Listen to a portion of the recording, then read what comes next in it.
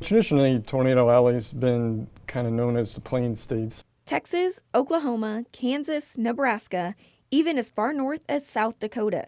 These are the states that National Weather Service meteorologist Brad Bryant says are traditionally known as Tornado Alley. However, data being tracked since the late 1970s suggests that the highest tornado activity may be shifting further east. Well, there's been trends over the past couple decades to show pretty much the states from Arkansas, Louisiana, eastward through the southeast and kind of a little bit north of the Gulf Coast.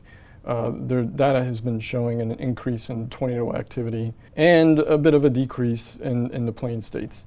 While there's not enough data to make a conclusion yet, it seems to be more than just a geographical location shift, but a shift in the time of day as well. In recent years, there's been an increase in the number of nighttime tornadoes, which can be even more dangerous due to the lack of visibility. I'd say the data is probably a little inconclusive there, but the weather has generally been getting a little more extreme as we've gone on the last 10 years or so. But to get tornadoes, you have to have a thunderstorm. So in conjunction with the trends of shifting Tornado Alley is also greater severe weather in those areas. There has been a signal shown up over the past couple decades climatologically where the plains seem to be getting less precipitation on average, while the southeast is getting wetter on average. That may play some part in this because if you don't have rain and you don't have thunderstorms, then it's hard to get as many tornadoes. And even though meteorologists are seeing trends shift in the data towards the east some, that definitely doesn't mean that we're done with tornadoes in what's traditionally known as Tornado Alley. I don't think the signal's been going on long enough for it to be a conclusive shift in Tornado Alley, and tornadoes still occur across traditional Tornado Alley. It's not like they've quit occurring. It just seems to be a little bit less there and maybe a little bit more across the southeastern states. With this trend towards the east, as well as an increase in nighttime tornadoes, it's critical that people stay weather aware. According to a study done by Climate Central, the South has more mobile homes by county than anywhere in the United States. However, a lack of preparation in a severe weather situation is 10 times more likely to lead to a death in a mobile home. A bigger deal to stress preparedness at all times of the year for tornadoes, because if tornadoes are increasing across this part of the country, it may be more likely that specific individuals will have to deal with that.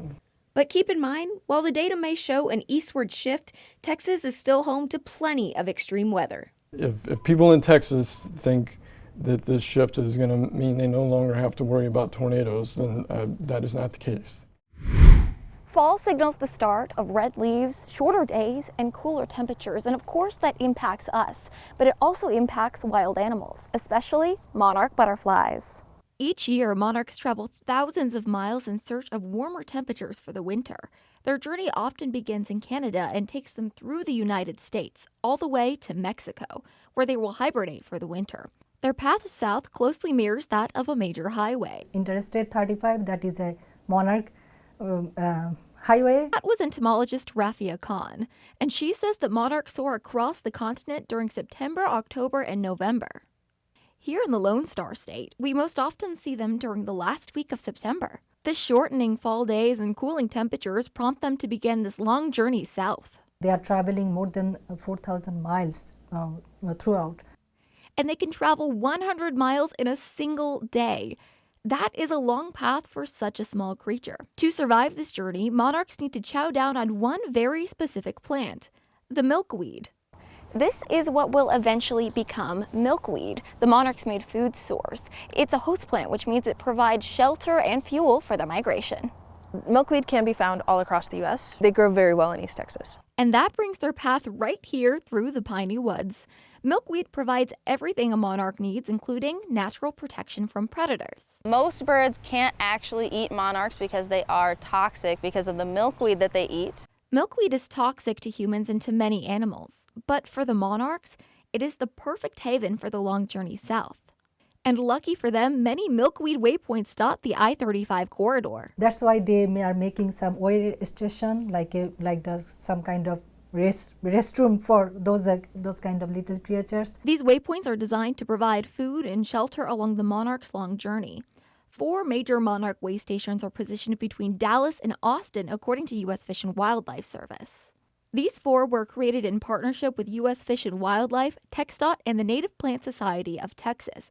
However, you can register your own way station as long as your garden meets a certain set of requirements. Way Station is a certification that says that we do produce plants that are monarch friendly. We see plenty of migrating monarchs during the fall. However, we used to see a lot more of them. Center for Natural Conserve, that institute, they found like this monarch butterfly as red list or endangered species. Their population has been on a decline over the past few decades. Kahn noted that the decline is largely due to the recession of the milkweed population.